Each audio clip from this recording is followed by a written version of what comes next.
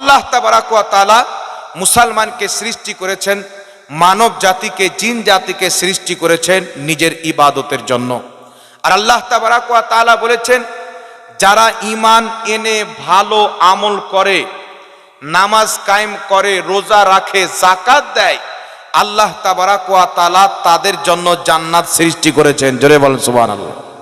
যখন কিয়ামতের মাঠে পুলসিরাত পার করানো হবে, তো যারা নেককার ব্যক্তি হবে তারা বিজলির মতন পার হবে, আর যারা পাপী ব্যক্তি হবে তারা কেটে কেটে জাহান্নামে পড়বে। এই জন্য পৃথিবীর মুসলমান, আল্লাহ তাবারাক ওয়া তাআলার মেহেরবানি, আল্লাহ পাকের দয়া যে আল্লাহ আমাকে আপনাকে মুসলমান বানিয়েছেন, মুসলমান বানিয়ে নবী পাকের উম্মত বানিয়েছেন। আল্লাহর নবী সাল্লাল্লাহু আলাইহি ওয়াসাল্লামকে আল্লাহ পাক আখরি নবী করে দুনিয়াতে পাঠিয়েছেন। আল্লাহ পাক বলছেন, মা কানা মুহাম্মাদুন আবা আহাদিম মির রিজালিকুম ওয়ালাকির রাসূলুল্লাহি ওয়া খাতামান নবিয়্যিন। আল্লাহ পাক বলছেন, মুহাম্মদ সাল্লাল্লাহু আলাইহি ওয়াসাল্লাম তোমাদের মধ্যে কাউরির বাবা নয়, ওয়ালাকির রাসূলুল্লাহ তিনি একজন আল্লাহর রাসূল, ওয়া খাতামান নবিয়্যিন সমস্ত নবীর শেষ নবী। উনার পরে কিয়ামত পর্যন্ত আর কোন নবী আসবেন না, আর নতুন কোন নবী জন্ম নেবেন না। নবী পাক সাল্লাল্লাহু আলাইহি ওয়াসাল্লাম বলেন, যদি আমার পরে কেউ নবী হতেন তো আল্লাহ পাক উমরকে নবী করতেন, লা নবিয়া বাদি, কিন্তু আমার পরে কোন নবী নাই। সুবহানাল্লাহ। আল্লাহর নবী সাল্লাল্লাহু আলাইহি ওয়াসাল্লামকে আল্লাহ পাক লাস্টে পাঠিয়েছেন। যেমন সমস্ত নবীর মধ্যে আমার আপনার নবীর কোনো তুলনা নাই, সমস্ত নবীর উম্মতের মধ্যে আমাদের নবীর আখরি উম্মতের কোনো তুলনা নাই। নবীদের মধ্যে আল্লাহ পাক আমাদের নবীকে সম্মানিত করেছেন, আর সমস্ত নবীর উম্মতের মধ্যে আল্লাহ সুবহানাহু ওয়া তাআলা আমাদেরকে আখরি নবীর উম্মতকে সম্মানিত করেছেন। একটু সুবহানাল্লাহ। আল্লাহ পাঠিয়েছেন আমাদেরকে সবারই সাথে, কিন্তু যখন কিয়ামতের ময়দান সংগঠিত হবে, জান্নাত যাওয়ার পারি আসবে, সমস্ত নবীর উম্মত পরে জান্নাতে যাবে, মুহাম্মদ রাসূলুল্লাহর উম্মত সবার আগে জান্নাতে যাবে। একটু জোরে বলতে হবে সুবহানাল্লাহ। আর পৃথিবীর মুসলমান অনেক ধর্মের মধ্যে দেখতে পাওয়া যায়, যদি কোনো ব্যক্তি মারা যায় তাহলে সেই ব্যক্তিকে জ্বালিয়ে দেওয়া হয়, সেই ব্যক্তিকে আপনার বিনা পাটাটনে দাফন করে দেওয়া হয়, কারণ তিনাদের মধ্যে কেউ যদি মারা যায় তো শেষ হয়ে যায়, তার কোনো অস্তিত্ব থাকে না। কিন্তু আমার আপনার নবী সাল্লাল্লাহু আলাইহি ওয়াসাল্লাম বলতেছেন, যদি কোনো মুসলমান মারা যায়, যদি কোনো মুমিন মারা যায়, তার সমস্ত আমলের দরজা বন্ধ হয়ে যায়, তবে তিনটি আমলের দরজা আল্লাহ খোলা রাখে। সর্বপ্রথম হচ্ছে ইলম, জ্ঞান, যেই ব্যক্তি জ্ঞান অর্জন করেছে আর 10 জনকে আলিম করেছে, ওই ব্যক্তি ইন্তিকাল করেছেন, উনার ছাত্র আবার কাউকে পড়াচ্ছেন, তারা আবার কাউকে পড়াচ্ছেন, এইভাবে কিয়ামত পর্যন্ত চলতে থাকবে। সে মারা যাবে, তার কবরে সওয়াব কিয়ামত পর্যন্ত যেতে থাকবে। আর যারা মসজিদ তৈরি করেছেন, মাদ্রাসা তৈরি করেছেন, দান দিয়েছেন, আপনি মরে যাবেন, যতদিন পর্যন্ত মসজিদ মাদ্রাসা কায়েম থাকবে আপনার কবরে অটোমেটিক সওয়াব যেতে থাকবে। আর তৃতীয় নাম্বার হচ্ছে নেক সন্তান। নবী পাক বলছেন, নেক সন্তান, মা বাপ ইন্তিকাল করেছেন, সন্তান নিজের পিতামাতার জন্য দোয়া করছেন, মা বাপের জন্য ইসালে সওয়াব করছেন, মা বাপের জন্য দান করছেন, মা বাপের জন্য মানুষকে খাওয়াচ্ছেন, মা বাপের ইসালে সওয়াবের জন্য মসজিদ মাদ্রাসায় দান দিচ্ছেন।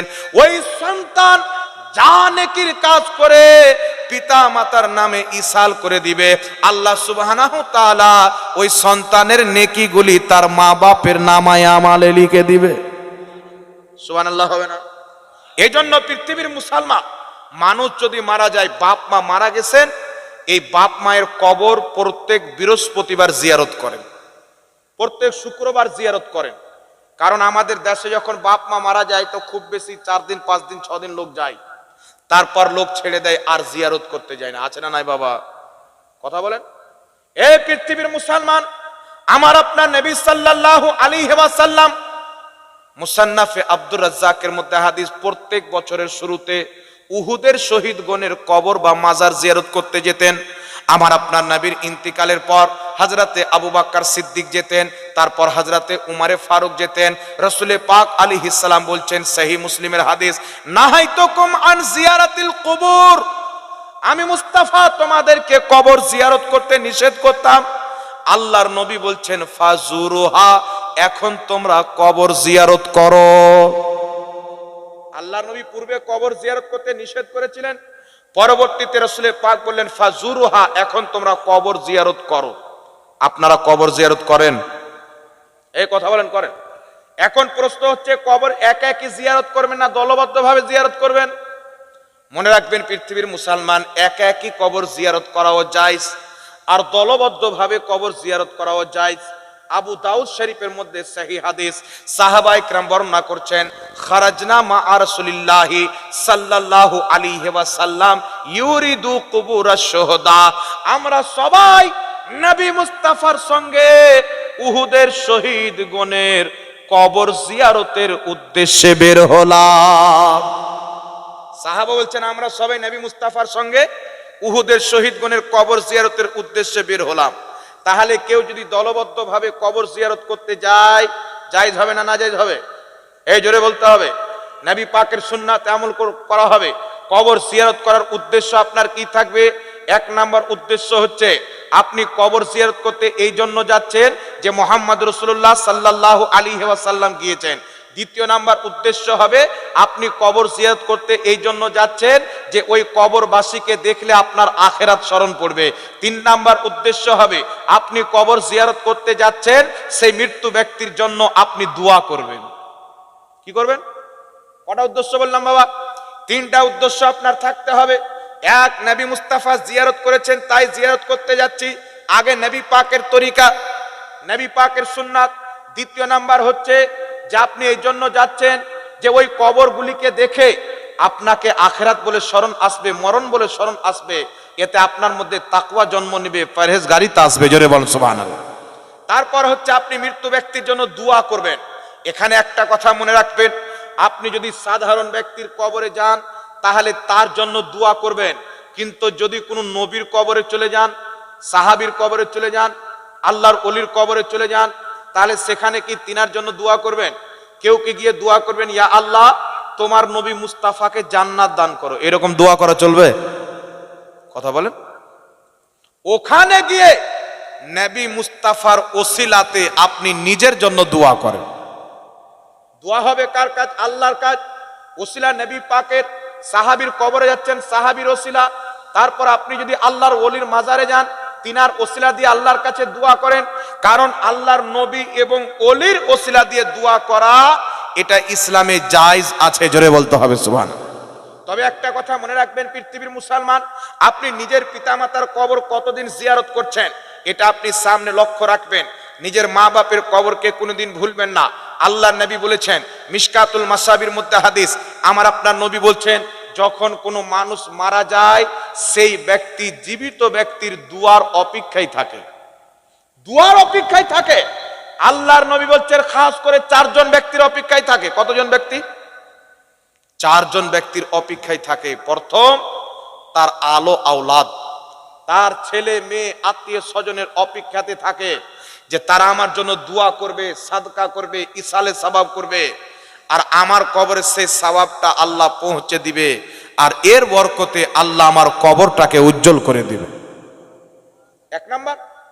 দ্বিতীয় নাম্বার, রাসূল পাক সাল্লাল্লাহু আলাইহি সাল্লাম বলছেন, তার আহলে খানদান, তার বংশের লোক তার জন্য দোয়া করবে কিনা তার অপেক্ষাতে থাকে।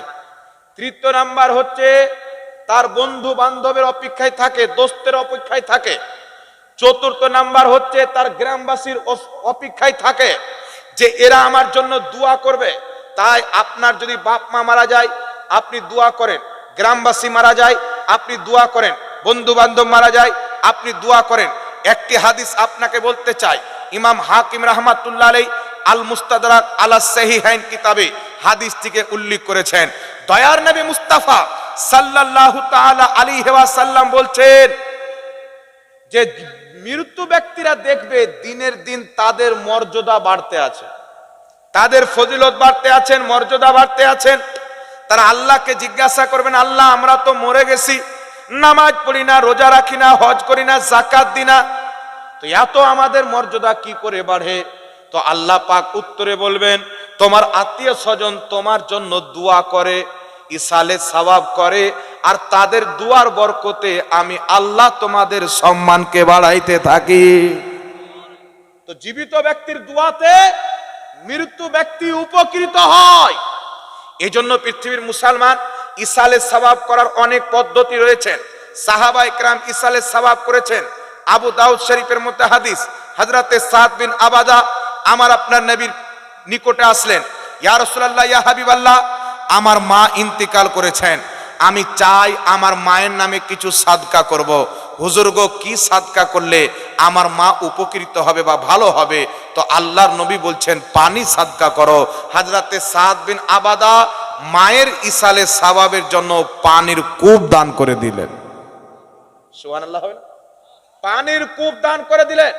এই জন্য পৃথিবীর মুসলমান যতগুলি কাজে নেকি আছে, এই প্রত্যেকটা কাজ ইসালে সওয়াবের জন্য করতে পারেন। মৃত্যু ব্যক্তির পক্ষ থেকে কুরবানি দিতে পারেন, মৃত্যু ব্যক্তির ইসালে সওয়াবের জন্য মানুষকে খাওয়া দাওয়ানো করতে পারেন, মৃত্যু ব্যক্তির ইসালে সওয়াবের জন্য আপনি কোরআন তেলাওয়াত করতে পারেন, মৃত্যু ব্যক্তির ইসালে সওয়াবের জন্য আপনি কলমা শরীফ পাঠ করতে পারেন, মৃত্যু ব্যক্তির ইসালে সওয়াবের জন্য আপনি দুরূদ শরীফ পাঠ করতে পারেন, মৃত্যু ব্যক্তির ইসালে সওয়াবের জন্য নফল নামাজ পড়েও তার সওয়াব নিজের পিতা মাতার নামে বকশে দিতে পারেন। একটু জোরে বলতে হবে সুবহানাল্লাহ। ইমাম বদরুদ্দিন আইনি রাহমাতুল্লাহ আলাইহি বুখারী শরীফের শারা উমদাতুল কারীর মধ্যে লিখেছেন, আল্লাহর নবী বলছেন, যখন কোন জীবিত ব্যক্তি মৃত্যু ব্যক্তির নামে কিছু দান করে সওয়াব পাঠায়, দোয়া করে সওয়াব পাঠায়, ইসালে সওয়াব করে, হযরতে জিবরিল আলাইহিস সালাম জান্নাতি প্লেটে করে নিয়ে সওয়াব ওই মৃত্যু ব্যক্তির কবরে হাজির হয়ে যায়। তোমার সন্তান, তোমার আহলে খানদান, তোমার গ্রামবাসী, পাড়া প্রতিবেশী তোমার নামে দোয়া করেছে, তোমার নামে দান সাদকা করেছে, এই সওয়াব তোমার কাছে নিয়ে কবুল করে নাও। মৃত্যু ব্যক্তি তেমন খুশি হয় যেমন সাঁতার না জাননেওয়ালা ব্যক্তি যদি নদীতে ডুবে তাকে উঠিয়ে নিলে বাঁচার পর যেমন খুশি হয়, আপনার দোয়া এবং ইসালে সওয়াবে আপনার মৃত্যু ব্যক্তি তেমনই খুশি হয়। জোরে বল সুবহানাল্লাহ। কথা বুঝতে পারছেন কি না বাবা? এই জন্য যুগ যুগ থেকে, সাহাবায়ে কেরামের যুগ থেকে নিয়ে আজ পর্যন্ত এই ইসালে সওয়াব চালু আছে। মৃত্যু ব্যক্তি যখন কবরে চলে যায়, অনেক প্রথমে খুব ফিতনাতে থাকে, কষ্টে থাকে, দুঃখে থাকে, কিন্তু পৃথিবীর মুসলমান যদি নেক ব্যক্তিকে কবরে রাখা হয় তার কোনো চিন্তা থাকবে? কথা বলেন। নেক ব্যক্তি যে দুনিয়াতে নিজেকে চাঙ্গা করে নিয়েছেন, আল্লাহর নবী বলছেন দুনিয়া হলো আখিরাতের বাজার। যেই ব্যক্তি বাজারে যেই সবজি যেই তরকারি কিনবে, বাড়িতে গিয়ে সেই ব্যক্তির সেটা খেতে পাবে নাকি বাবা? বাজারে যদি বাগুন কিনে বাড়িতে বাগুন পাঠান, আপনার স্ত্রী বাগুন রান্না করবে। বাজারে যদি আলু কিনেন, আলু রান্না করবে। দুনিয়া হচ্ছে আখিরাতের বাজার। এই দুনিয়াতে যদি নেকির কাজ করেন তাহলে কবরে গিয়ে ভালাই পাবেন, আর দুনিয়াতে যদি গুনহার কাজ করেন তাহলে কবরে আপনার আযাব হবে। দুনিয়া হচ্ছে আখিরাতের বাজার। এই দুনিয়ার ঘরকে চাঙ্গা করার জন্য আমরা আপনারা কি করেছি পৃথিবীর মুসলমান? এই দুনিয়ার বাড়িকে চাঙ্গা করার জন্য কেউ দুবাই চলে যায়, কেউ কাতার চলে যায়, কেউ বোম্বাই চলে যায়, কেউ দিল্লি চলে যায়। যায় কি যায় না? কিসের জন্য যায়? বাড়ি সুন্দর করব, গাড়ি সুন্দর করব, ডিহি কিনবো, জমি জায়গা কিনবো। দুনিয়ার ওই বাড়ি যেখানে 50-60 বছর থাকতে হবে, এই বাড়িকে চাঙ্গা করার জন্য কত রকমের ফ্যাকড়া, দিল্লি বোম্বাই। আর যে কবরে কিয়ামত পর্যন্ত থাকতে হবে, ওই কবরের কোনো খবর নাই। আচ্ছা বলেন তো বাবা, আপনি এক জায়গাতে ভাড়া বাড়ি নিলেন, ভাড়া বাড়িটা যদি আপনি চাঙ্গা করেন আর নিজের বাড়িটা যদি আপনি ভাঙা করে রাখেন, তাহলে আপনাকে মানুষ পাগল বলবে না? কথা বলেন। যে ভাড়াতে বাড়ি নিয়েছে, যা কিছু করবে তো থেকেই যাবে। নিজের বাড়িটা করতো তো ভাড়া থেকে বাঁচত আর নিজের কাজে লেগে যেত। তাহলে ভাই আপনি বলেন, বাবারা আমার, যারা দুনিয়ার বাড়িকে চাঙ্গা করার জন্য, দুনিয়ার বাড়িকে সুন্দর করার জন্য নিজের আখেরাতকে নষ্ট করছে, আমলকে বরবাদ করছে, হারাম হালাল কিছু বাঁচে না, আপনারা বলেন তো বাবা, আমাদের কবরকে যদি আমরা সুন্দর না করি তাহলে আমাদের কবরে থাকতে পারবো? কথা বলতে হবে। কবর আপনি কি করে সুন্দর করবেন? দুনিয়ার বাড়িকে সুন্দর করার জন্য আপনি বিভিন্ন রকমের কাজ করছেন, দেশ বিদেশ যাচ্ছেন। আল্লাহ বলছেন, বান্দারে তোমার কবরকে আমি জান্নাতের বাগান বানিয়ে দিব, শুধু তুমি 5 ওয়াক্তের ডাকে মসজিদে হাজির হয়ে 5 ওয়াক্তের নামাজ কায়েম করে নাও, আমি আল্লাহ তোমার কবরটাকে জান্নাতের বাগান বানিয়ে দিব। সুবহানাল্লাহ হবে না? 5 ওয়াক্তের নামাজে হাজির হয়ে যান। না দিল্লি যেতে হবে, না বোম্বে যেতে হবে, না মহারাষ্ট্র যেতে হবে, আপনি শুধু 5 ওয়াক্তের নামাজ মসজিদে বাজামাত আদায় করেন, আল্লাহ পাক আপনার কবরকে উজ্জ্বল করে দিবে। ঠিক না বে ঠিক বাবা? একটু জোরে বলতে হবে, ঠিক না বে ঠিক? তো দুনিয়াতে ভালো কাজ করেন, আখেরাতে ভালো হবে। দুনিয়াতে যদি খারাপ কাজ করেন, দুনিয়াতে ভালো হবে। এর জন্য আমার নবী বলেছেন, দুনিয়া হচ্ছে মুমিনদের জন্য জেলখানা, ওয়া জান্নাতুল লিল কাফিরিন, কাফিরদের জন্য জান্নাত। দুনিয়া কাফিরদের জন্য জান্নাত, মুমিনদের জন্য জেলখানা।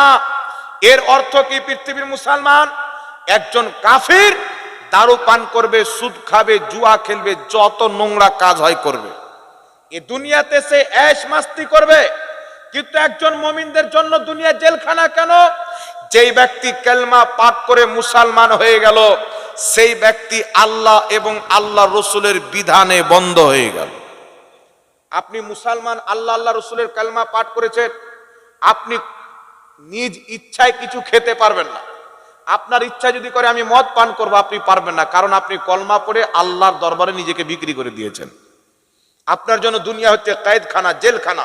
কোরআন হাদিসের বন্দিশে আপনি বন্দিশ হয়ে আছেন, কোরআন হাদিসের রশিতে বন্ধন হয়ে আছেন। এই কোরআন হাদিসের বাইরে গিয়ে যদি আপনি কিছু করেন তাহলে আপনার পাপ হবে, আর কোরআন হাদিসের বন্দিশে থেকে যদি জীবন যাপন করেন তাহলে আপনার কবরও কামিয়াব, আখিরাতও কামিয়াব হয়ে যাবে। একটু জোরে জোরে বলতে হবে সুবহানাল্লাহ। হাসবি রব্বি জাল্লাল্লাহ মা ফি কলবি গায়রুল্লাহ, হাসবি রব্বি জাল্লাল্লাহ মা ফি কলবি গায়রুল্লাহ, নূরে মুহাম্মদ সাল্লাল্লাহ, লা ইলাহা ইল্লাল্লাহ, হক লা ইলাহা, হক লা ইলাহা ইল্লাল্লাহ, হক লা ইলাহা ইল্লাল্লাহ, মুহাম্মাদুর রাসূলুল্লাহ। সকলে পড়ুন সাল্লাল্লাহু তাআলা আলাইহি ওয়াসাল্লাম। আল্লাহর নবী সাল্লাল্লাহু আলাইহি ওয়াসাল্লাম থেকে তারাবির নামাজের নির্ধারিত রাকাত সংখ্যা সহিহ হাদিস দ্বারা প্রমাণিত নয়। তবে আল্লাহর নবী তারাবি পড়েছেন কতদিন? 3 দিন। তারপর আল্লাহর নবী আর বেরিয়ে আসেননি, যাতে তিনার উম্মতের প্রতি আল্লাহ তারাবির নামাজকে ফরজ না করে দেন। যদি আমার আপনার নবী কন্টিনিউ পড়তেন তাহলে তারাবির নামাজ মুসলমানদের প্রতি ফরজ করে দেওয়া হতো, যার কারণে আমার আপনার নবী আর আসেননি। তো তারাবির নামাজের নির্ধারিত রাকাত সংখ্যা রাসূলের পাক থেকে সরাসরি প্রমাণিত নয়। বুখারী শরীফের একটি হাদিস বলা হয়, আল্লাহর নবী সাল্লাল্লাহু আলাইহি সাল্লামের নামাজের ব্যাপারে সাহাবায়ে কেরাম উম্মুল মুমিনিন মায়েশা সিদ্দিকা রাদিয়াল্লাহু তাআলা আনহাকে জিজ্ঞাসা করলেন, আম্মা জান আয়েশা, নবী পাক সাল্লাল্লাহু আলাইহি সাল্লামের নামাজ রমজানে কেমন ছিল? তো তিনি উত্তরে বললেন যে আল্লাহর নবী রমজানের বাইরে 11 রাকাতের বেশি পড়তেন না। মায়েশা উত্তরে কি বললেন? বুখারী শরীফের হাদিস, নবী পাক রমজানের বাইরে 11 রাকাতের বেশি পড়তেন না। এই হাদিসকে নিয়ে অনেক কেউ বলতে চায় যে এখান থেকে বোঝা গেল আল্লাহর নবী তারাবির নামাজ পড়েছিলেন 8 রাকাত আর বেতরের নামাজ পড়েছিলেন 3 রাকাত। এটাই তো বুঝাতে চাই। বুখারী শরীফের সর্বশ্রেষ্ঠ ব্যাখ্যার কিতাবটির নাম হলো ফাতহুল বারী। আর যারা এই হাদিসকে নিয়ে যে ভাইরা 8 রাকাত তারাবি বানায়, তাদের সবচাইতে বড় ইমাম সিদ্দিক হাসান ভোপালী আউনুল বারীতে কি লিখছেন? ইনারা লিখছেন, ইমাম ইবনে হাজার আসকালানী রাহমাতুল্লাহ আলাইহি সিদ্দিক হাসান ভোপালী, নাসাবা বাযুহুম ইল্লাল ইস্তিরাব, মায়েশার হাদিসের মধ্যে ইস্তিরাব আছে, এটা কিছু সংখ্যক উলামায়ে কেরাম বলেছেন। আর এটি হচ্ছে তাহাজ্জুদের হাদিস, এটি তারাবির হাদিস নয়। মুহাদ্দিসরা ইকরাম বলছেন এটি তারাবির হাদিস, তাহাজ্জুদের নয়। প্লাস ইস্তিরাব কেন রয়েছেন? এই জন্য যে ইবনে আব্বাস থেকে 13 রাকাত বর্ণিত হয়েছেন যে আল্লাহর নবী 13 রাকাত পড়তেন। সহিহ মুসলিমে মা আয়েশা থেকে হাদিস, আম্মা জান আয়েশা বলছেন নবী মুস্তাফা সাল্লাল্লাহু আলাইহি সাল্লাম যদি কোনোদিন রাত্রে নামাজ না পড়তেন তো দিনের বেলা সেটাকে কাজা আদায় করতেন, 12 রাকাত পড়তেন। তখন নবী পাকের প্রতি তাহাজ্জুদের নামাজ ফরজ ছিল, তো উনি 12 রাকাত পড়তেন, এটাও হাদিসে আছেন। 11 রাকাতের বেশি পড়তেন না, এটাও হাদিসে আছে। আবার 13 রাকাত পড়তেন, এটাও হাদিসে আছে। এই জন্য কিছু সংখ্যক মুহাদ্দিস বলেছেন এই হাদিসের মধ্যে ইস্তিরাব রয়েছেন, প্লাস এই হাদিসটা হচ্ছে তাহাজ্জুদের হাদিস। আর তাহাজ্জুদ আলাদা, তারাবি আলাদা। এই হাদিস নিয়ে একটা কথা আপনাকে বলতে চাই, নবী রমজানের বাইরে 11 রাকাতের বেশি পড়তেন না। রমজানের বাইরে মানে 12 মাস, ঠিক না বেঠিক? 12 মাস। তাহলে এই হাদিসকে নিয়ে কেউ যদি শুধু রমজানে 8 রাকাত তারাবি পড়তে চায় তার ভুল হবে, কারণ রমজানের বাইরের কথাও আছে। এটা নিয়ে কেউ যদি তারাবি পড়তে চায় তাহলে তাকে তো 12 মাস পড়তে হবে, কারণ এই হাদিসে 12 মাসের কথা বলা হয়েছে। কথা বুঝতে পারছেন কি পারেন না বাবা? এজন্য তাকে 12 মাস পড়তে হবে। এটা তারাবির হাদিস নয়, এটা হচ্ছে তাহাজ্জুদের হাদিস। আর তাহাজ্জুদ আর তারাবি দুটো আলাদা নামাজ। তাহাজ্জুদ হয় প্রথম রাতে, আর তারাবি হয় প্রথম রাতে, আর তাহাজ্জুদ হয় শেষ রাতে। কথা বুঝতে পারছেন? আরেকটি হাদিস আপনাকে বলে দিচ্ছি, ইমাম মাকদেসি রাহমাতুল্লাহ আলাইহি লিহাদিসিল মুখতারা কিতাবের মধ্যে হাসান সনদে হাদিস নিয়েছেন। হযরতে উমরে ফারুক রাদিয়াল্লাহু তাআলা আনহু, হযরতে তামিম দারি, উবাই বিন কাব, ইনাদেরকে তিনি 21 রাকাত তারাবি পড়ার আদেশ করেছিলেন। কত রাকাত? 1 রাকাত বেতর আর 20 রাকাত তারাবি। আবার একটি হাদিসে আছেন মুসান্নাফে আব্দুর রাজ্জাকের মধ্যে হাদিস আছেন, যেটা ইবনে ইসহাক যার বর্ণনাকারী রয়েছেন, তিনার থেকে হাদিস আছেন যে হযরতে উমর ফারুক নিজের খেলাফতের আমলে লোকজনকে রমজান মাসে 23 রাকাত তারাবির প্রতি একত্রিত করেছিলেন। কত রাকাত তারাবির প্রতি? 23 রাকাত। 3 রাকাত বেতর আর 20 রাকাত হচ্ছেন তারাবি। সুতরাং পৃথিবীর মুসলমান একটি হাদিস পাওয়া যায় মুওয়াত্তা ইমামে মালিকের মধ্যে। সে হাদিসটি হচ্ছে যে হযরতে উমরে ফারুক রাদিয়াল্লাহু তাআলা আনহু উনি নিজের যুগে 11 রাকাতের হুকুম করেছিলেন। কত রাকাতের হুকুম? 11 রাকাতের হুকুম করেছিলেন। এটা ইমাম মালিক মুওয়াত্তা ইমামে মালিকে লিখেছেন। আর উসুল হচ্ছে, নিয়ম হচ্ছে, কানুন হচ্ছে, যদি কোনো বর্ণনাকারী বর্ণনা করে আলাদা, আমল করে আলাদা, তো উসুল হচ্ছে তার আমল প্রাধান্য পাবে, বর্ণনাটা প্রাধান্য পাবে না। তিনার বর্ণনা গ্রহণযোগ্য হবে না, আমলটা গ্রহণযোগ্য হবে। আর ইমাম মালিক রাহমাতুল্লাহ আলাইহি থেকে যে 11 রাকাতের কথা এসে কিলা শব্দ দিয়ে, আর কোন শব্দের পূর্বে যদি কিলা আসে ওটা দুর্বল হয়, আর মুখতার শব্দ অর্থাৎ গ্রহণযোগ্য শব্দ দিয়ে আপনার এসছে যে ইমাম মালিক রাহমাতুল্লাহ আলাইহি 20 রাকাত তারাবি পড়তেন। একটু জোরে বলতে হবে সুবহানাল্লাহ। 20 রাকাত তিনি তারাবি পড়তেন। আর এই যে যিনি 11 রাকাতের কথা বলেছেন, আল ফাওয়াইদ কিতাবের মধ্যে সহিহ হাদিস, যেটাকে আলবানী সালাতুত তারাবিতে উল্লেখ করে সহিহ বলেছেন, এই হাদিসের যিনি 11 রাকাতের কথা বলেছেন, তিনাকে জিজ্ঞাসা করা হলো যে 11 রাকাতের হুকুম করেছিলেন না 20 রাকাতের হুকুম করেছিলেন? তিনি বলছেন 11 রাকাত। বলছেন 11 রাকাতের হুকুম করেছিলেন না 20 রাকাতের? তখন তিনি রুজু করে ওই কথাকে ফিরিয়ে নিয়ে বলছেন যে হযরতে উমরে ফারুক 20 রাকাতের হুকুম করেছিলেন। একটু জোরে বলতে হবে সুবহানাল্লাহ। তাহলে যিনি 11 রাকাতের কথা বলেছেন উনি নিজেই নিজের কথা থেকে ফিরে রুজু করে 20 রাকাতের কথাকেই প্রাধান্য দিয়েছেন। আর ইমাম ইবনে আব্দুল বার বলছেন যে হাদিসে 11 রাকাতের কথা এসেছেন, এটা হচ্ছে বর্ণনাকারীর ভুল। উনি ভুল করে 11 রাকাতের কথা বলেছেন, সহিহ হচ্ছে 20 রাকাতের কথা। একটু জোরে বলতে হবে সুবহানাল্লাহ। ইবনে তাইমিয়া নিজের কিতাব মাজমুল ফাতাওয়ার মধ্যে লিখেছেন, মাজমুল ফাতাওয়ার মধ্যে লিখছে হযরতে উমর ফারুকের জামানাতে সাহাবায়ে কেরাম 20 রাকাত তারাবি পড়েছেন, আর কোন সাহাবী মতভেদ করেননি। একটু জোরে বলতে হবে সুবহানাল্লাহ। এখানে একটা কথা বলি, যারা বলে 11 রাকাতের হুকুম করেছেন, আমি চ্যালেঞ্জ করে বলতে চাই কেউ এটা প্রমাণ করতে পারবে না যে হযরতে উমরে ফারুকের যুগে 11 রাকাত তারাবি পড়া হতো। কিন্তু সুনানুল কুবরা লিল বাইহাকিতে ইমাম বাইহাকি সহিহ সনদে হাদিস উল্লেখ করেছেন যে হাদিসকে ইমাম নববী খুলাসাতে সহিহ বলেছেন, ইমাম মোল্লা আলী কারি মিরকাতে সহিহ বলেছেন, আরো একাধিক ইমাম সহিহ বলেছেন, ইমাম আইনি সহিহ বলেছেন, ইমাম নিমামি সহিহ বলেছেন, একাধিক ইমামগণ এই হাদিসটিকে সহিহ বলেছেন যে হযরতে উমর ফারুকের জামানাতে সাহাবী এবং তাবেঈগণ 20 রাকাত তারাবির নামাজ পড়তেন। জোরে বলতে হবে সুবহানাল্লাহ।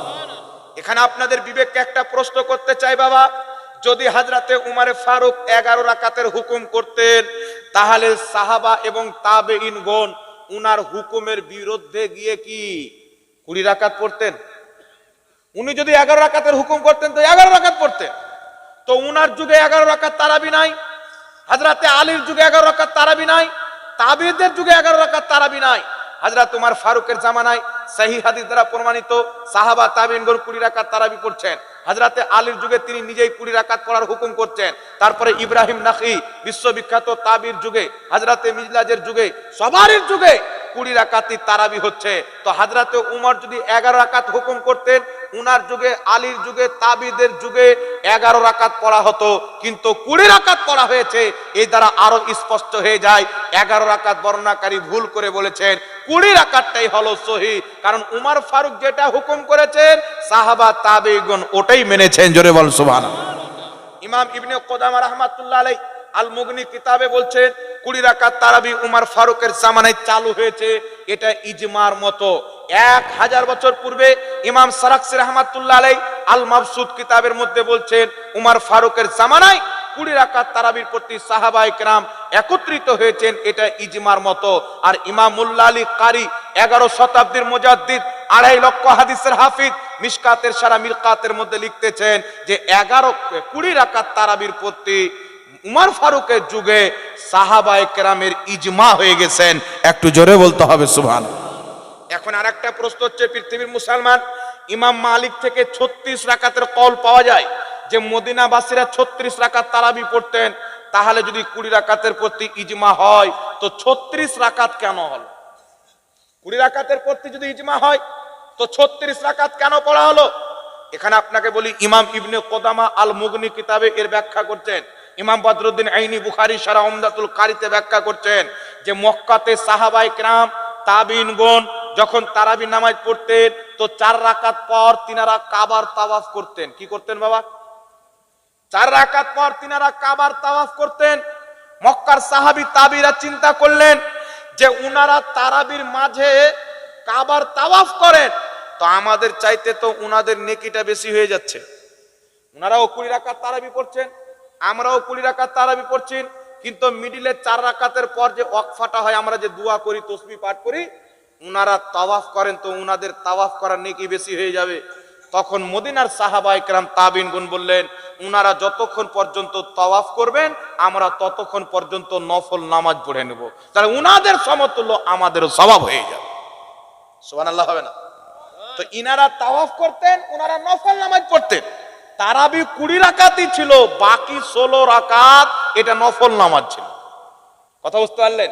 তাহলে 36 রাকাত যে তারাবি বলা হয়েছে, 16 রাকাত নফল, 20 রাকাত হচ্ছে তারাবি। সুতরাং 20 রাকাত তারাবির নামাজ এটা হযরতে উমর ফারুকের জামানা থেকে স্পষ্ট হাদিস দ্বারা প্রমাণিত। ইমামে আযম, ইমাম শাফি, ইমাম মালিক, ইমাম আহমদ বিন হাম্বল 4 মাযহাবের নিকটে তারাবির নামাজ হচ্ছে 20 রাকাত। একটু জোরে বলতে হবে সুবহানাল্লাহ। 4 মাযহাবের নিকটে। ইমাম তিরমিজি রাহমাতুল্লাহ আলাইহি তিরমিজি শরীফের মধ্যে লিখেছেন, ইমাম শাফি রাহমাতুল্লাহ আলাইহি কম বেশি 1200 বছর পূর্বে বলছেন, কি বলছেন? যে আমি মক্কা মদিনাতে দেখেছি মক্কাবাসীরা মসজিদে হারামে 20 রাকাত তারাবি পড়ছে। আপনাকে বলতে চাই 1200 বছর পূর্বে, 1300 বছর পূর্বে মক্কার মাটিতে কত রাকাত তারাবি হতো? 20 রাকাত তারাবি। 100 বছর পূর্বে, 200 বছর পূর্বে, 300 বছর পূর্বে, 400 বছর পূর্বে প্রত্যেক শতাব্দীতে 20 রাকাত তারাবি মক্কার মাটিতে হয়েছে। যেমন ভাবে সাহাবায়ে কেরামকে পড়তে দেখেছেন 20 রাকাত, তারপরে তাবেঈ, তারপরে তাবেঈ, তারপরে ইমাম মুজতাহিদিন সালফে সালেহিন হযরতে উমর ফারুক থেকে তাওয়াতুরের সহিত যে আমলটা চলে আসছেন ওটা 8 রাকাতের আমল নয়, ওটা হচ্ছে 20 রাকাত। তাই ইমাম গাজালি রাহমাতুল্লাহ আলাইহি বলছেন 20 রাকাত তারাবি পড়া সুন্নাতে মুআক্কাদা। ইমাম নববী রাহমাতুল্লাহ আলাইহি আল আজকার কিতাবে লিখতেছেন আন্না সালাতাত তারাবিহ সুন্নাতুন বিইত্তিফাকিল উলামাই ওয়া হিয়া 20 রাকাতান। তিনি আল আজকার কিতাবে লিখছেন 20 রাকাত তারাবির নামাজ হলো সুন্নাত। এই বিষয়ে সমস্ত মুহাদ্দিস একমত। জোরে বলতে হবে সুবহানাল্লাহ। তো 20 রাকাত তারাবি হচ্ছে সুন্নাত, আর তারাবির নামাজ হচ্ছে আলাদা, তাহাজ্জুদের নামাজ হচ্ছে আলাদা। এখন বিরাদর ইসলাম মার্কেটে কিছু লোক বেরিয়েছেন, এরা শুধু মুসলমানদের মধ্যে ফিতনা তৈরি করতে চায়, দ্বন্দ্ব তৈরি করতে চায়, ভেজালে ফেলতে চায়, সন্দেহতে ফেলতে চায়। এই জন্য আমি আপনাদেরকে বলবো, এর পূর্বেও আলিম ছিলেন। আজ থেকে ৭৭ বছর পূর্বে, ১০০ বছর পূর্বে পৃথিবীর কোন জায়গাতে ৮ রাকাত তারাবি হয়েছেন এরকম আমার জানা নাই। সব জায়গায় 20 রাকাত হতো। এইরকম ফিতনা থেকে বেঁচে থাকবেন। যুগ যুগ থেকে যে 20 রাকাত তারাবি সাহাবা ইকরামের যুগ থেকে চলে আসেন, আগামীতে রমজান মাসও ইনশাআল্লাহ আমরা 20 রাকাত তারাবি পড়ব। এই জোরে বলেন কত রাকাত তারাবি পড়ব? 20 রাকাত তারাবির নামাজ আমরা পড়ব এবং 3 রাকাত বেতর পড়ব। হযরতে হাসান বসরি রাহমাতুল্লাহ আলাইহি থেকে সহিহ সনদে মুসান্নাফে ইবনে আবি শাইবাতে হাদিস এসেছেন, উনি বলছেন 3 রাকাত বেতরের প্রতি ইজমা হয়ে গেছে। তাবেঈনদের যুগে 3 রাকাতের প্রতি ঐক্যমত হয়েছে। সুতরাং 3 রাকাত বেতর আমরা পড়ব, আর তারাবির নামাজ 20 রাকাতই পড়ব। ঠিক না বে ঠিক বাবা? হবে তো 20 রাকাত। আর তারাবির নামাজে 2 রাকাত 2 রাকাত করে 4 রাকাতের পর আমরা একটা দোয়া পাঠ করি কি করি না বাবা? মনে রাখবেন, কুরআন, হাদিস, ইজমা, কিয়াস এইগুলোই হচ্ছে দলিল। কুরআন, হাদিস, ইজমা, কিয়াস 4টি হচ্ছে দলিল। তো আমরা যে তারাবির নামাজের 2 রাকাত, তারপরে 2 রাকাত 4 রাকাতের পর একটি দোয়া পাঠ করি, কথা বুঝতে পারছেন কি পারেন না বাবা? সেই দোয়াটা কোন কিতাবে আছেন? ইমাম কাসানি রাহমাতুল্লাহ আলাইহি বাদায়ুস সানাই কিতাবের মধ্যে লিখেছেন এই দোয়াটা পাঠ করা মুস্তাহাব। কি বলেছেন? মুস্তাহাব। এটাকে ফুকাহায়ে কেরাম পছন্দ করেছেন, আহলুল ইলমগণ এটা পছন্দ করে একে মুস্তাহাব বলেছেন। কেউ যদি 4 রাকাতের পর দোয়াটা না পড়ে তার তারাবিতে কোনো ইফেক্ট পড়বে না, তবে যদি পড়ে নেয় তো ভালো মুস্তাহাব সওয়াব পাবে। কথা বুঝতে পারছেন? এই জন্য আমরা 4 রাকাতের পর আমরা কি করি? সেই দোয়াটি আমরা পাঠ করি। আর থাকলো মুনাজাত। তো আল্লাহর নবীর হুকুম হলো 2 প্রকার, একটা হচ্ছে হুকমে আম, একটা হচ্ছে হুকমে খাস হুকুম। যেমন 5 ওয়াক্তের নামাজ টাইমে পড়তে হবে, এই হুকুমটা হচ্ছে খাস। আছে না নাই বাবা? কেউ যদি বলে জোহরের টাইমটা চলে যাক, আসরের টাইমে আমি জামাত করে জোহরের নামাজ পড়বো, হবে? কথা বলে? আল্লাহ বলছেন আমি নামাজকে তার নির্ধারিত সময়ে মুসলমানদের প্রতি ফরজ করেছি। তো মুমিনদের নামাজ টাইমে পড়তে হবে। কিছু খাস, হজ শুধু হজের মাসে হবে। আর কেউ যদি মনে করে যে আমি মুহররমের মাসে হজ করব, হবে? রমজানের মাসে হজ করব, হবে বাবা? কথা বলে? কিন্তু উমরা 12 মাস হবে। উমরা যে কোনো মাসে করতে যাবে, উমরা কিন্তু হবে। তো উমরার হুকুমটা আম, হজের হুকুমটা খাস। হজের মাসেই হজ করতে হবে। তেমনি ভাবে দুয়ার হুকুমটা হচ্ছে আম। ইমাম হাইসামি রাহমাতুল্লাহ আলাইহি মাজমাউজ জাওয়াইদে হযরতে হাবিব বিন মাসলামাতুল ফাহরি রাদিয়াল্লাহু তাআলা আনহু থেকে হাদিস নিয়েছেন। হযরতে মাসলামাতুল ফাহরির বয়স যখন 12 বছর, তখন নবী থেকে হাদিস শুনেছেন। আল্লাহর নবী সাল্লাল্লাহু আলাইহি সাল্লাম বলছেন, যখনই মুসলমান দলবদ্ধভাবে সবাই মিলে হাতকে উত্তোলন করে আল্লাহর কাছে দোয়া করে, একজন ব্যক্তি দোয়া করবে, বাকি সবাই আমিন বলে, তো আল্লাহ তাবারাক ওয়া তাআলা তাদের দোয়াকে অবশ্যই কবুল করে। সুবহানাল্লাহ। একজন ব্যক্তি দোয়া করবে, বাকি সব আমিন বলবে, সবাই হাত উঠিয়ে, তো আল্লাহ পাক তাদের দোয়াকে অবশ্যই কবুল করবে। সুতরাং এই হাদিস দ্বারা আমভাবে প্রমাণিত যে মুসলমান যদি কোনো ভালো কাজে একত্রিত হয় আর সেখানে যদি ভালো কাজ করে আল্লাহর কাছে সবাই মিলে হাত তুলে দোয়া করে, এটা কোনোই মতে নাজেজ হবে না। নবী মুস্তাফার এই হাদিস দ্বারা এটা বৈধ প্রমাণ হবে। জোরে বলেন সুবহানাল্লাহ। আর নামাজের পরে দোয়া কবুল হয় এই বিষয়ে তিরমিজিতে আল্লাহর নবীর বিশুদ্ধ হাদিস এসেছে। আর আল্লাহ তাবারাক ওয়া তাআলা বলেছেন ফাইদা ফারাগতা ফানসাব, এই আয়াতের তাফসিরে আব্দুল্লাহ ইবনে আব্বাস তাফসিরে ইবনে আব্বাসে বলেছেন ফরজ নামাজের পর আল্লাহ পাক দোয়া করতে বলেছেন, সুবহানাল্লাহ। এই জন্য ফরজ নামাজের পর জালসাতে যেখানে মানুষ একত্রিত হবে সবাই মিলে হাত তুলে দোয়া করার এই বিধানটা আল্লাহর নবী করে দিয়েছেন। এখন কিছু লোক যদি বলে যে বাথরুমে যাওয়ারও তো দোয়া আছে, ওখানে কেন হাত তুলেন না? তো বাথরুমে তো আমরা আর সবাই মিলে যাই না, নাকি বলেন? একা একই যাই। তো বাথরুমের মাসলাটা হচ্ছে আলাদা, অন্য জায়গার মাসলাটা হচ্ছে আলাদা। কিন্তু যখন সবাই মুসলমান একত্রিত হয় নামাজে, জানাজাতে, দাফনে, ঈদগাহতে, জালসাতে, ভালো কাজের উদ্দেশ্যে সবাই মিলে হাত তুলবে, একজন দোয়া করবে, বাকি সব আমিন বলবে। আল্লাহর নবী আলাইহিস সালাম বলছেন আল্লাহ তার দোয়া অবশ্যই কবুল করবে, সুবহানাল্লাহ। এই জন্য পৃথিবীর মুসলমান তারাবির নামাজের দোয়া, ফরজ নামাজের পরের দোয়া, জালসার দোয়া, এ সমস্ত দোয়া নবী পাকের আম হাদিস দ্বারাই এটা বৈধ প্রমাণ, উলামায়ে কেরাম একে বৈধ মনে করেছে। আর যারা এগুলোকে বিদআত বলে তাদের একাধিক কিতাবে এইগুলো দোয়াকে জায়েজ বলা হয়েছে।